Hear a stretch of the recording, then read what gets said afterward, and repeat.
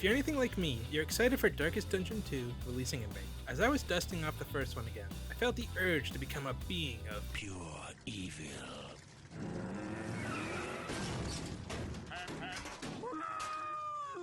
I no longer wanted to be the victim of the Inside Out Mist, I wanted to be the Inside Out Mist. Which led me to the distant relative of the Crypt Keeper, Iratus. My name's Yuo, and today we see if the Undead Uprising is worth fearing, or if it's just a reskinned Darkest Dungeon clone.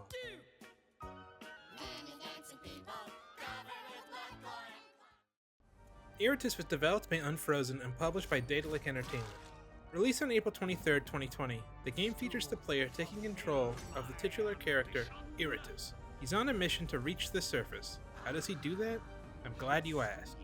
Players choose which way on the map they want to proceed and work their way up to the final boss of the level. They then move on to the next map, repeat until you reach the final boss of the game. Now you may be thinking to yourself, the gameplay looks similar to Darkest Dungeon and the map screen is similar to Slay the Spire, and you would be correct.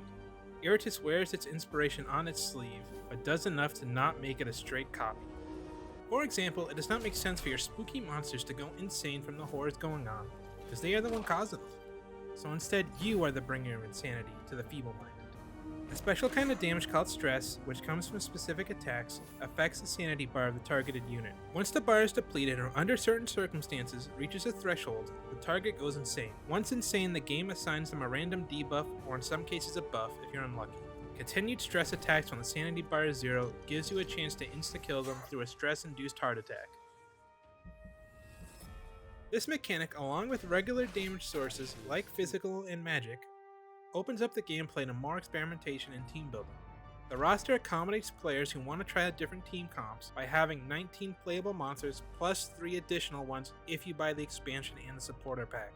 The game features 2 different resource systems in combat. Every monster has a strong ability that uses the Wrath resource.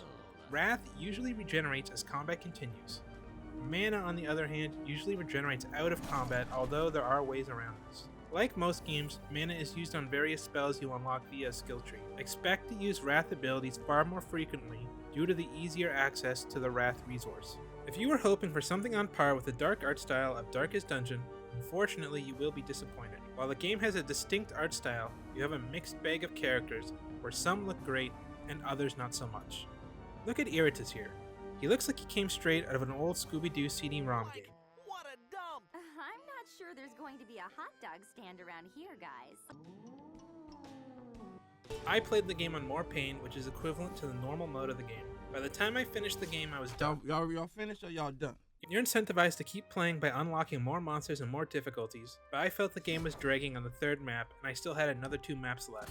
None of the bosses or enemies were memorable, and the never-ending cheesy dialogue started waning on me. It's like the devs wanted to take the game in the opposite direction of Darkest Dungeon, making Iratus spout one-liners never-ending, but didn't go far enough to get the player in the mood for it. I started groaning when I would have to hear the same shitty line for the 100th time after using an ability or having something die. Is this game worth your money? For $40 Canadian, no. As of the making of this video, I can purchase Darkest Dungeon 1 on sale and Darkest Dungeon 2 combined for less than Iratus.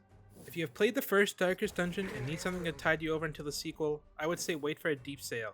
The game has an interesting concept that could compel someone to finish the game once, but the gameplay, for me at least, did not hold up over one playthrough. If you're interested in playing a game about being the cheesy harbinger of doom, regardless of genre, go play Stubbs the Zombie, Overlord, or Destroy All Humans. You will have more fun playing those titles over trying to get $40 worth of enjoyment out of this necromancer skinned stone. If you have played Iratus before, post your opinion in the comments, because I'm curious if I'm alone on this or not. If you liked the video, hit that thumbs up button and subscribe, it really helps the channel grow. My name's Yuo, and until next time, boils and ghouls, if you're thinking about digging so far underground that the chances of awakening a slumbering necromancer is greater than 0, just don't. Could save yourself $40 and 11 hours 3 minutes of playtime.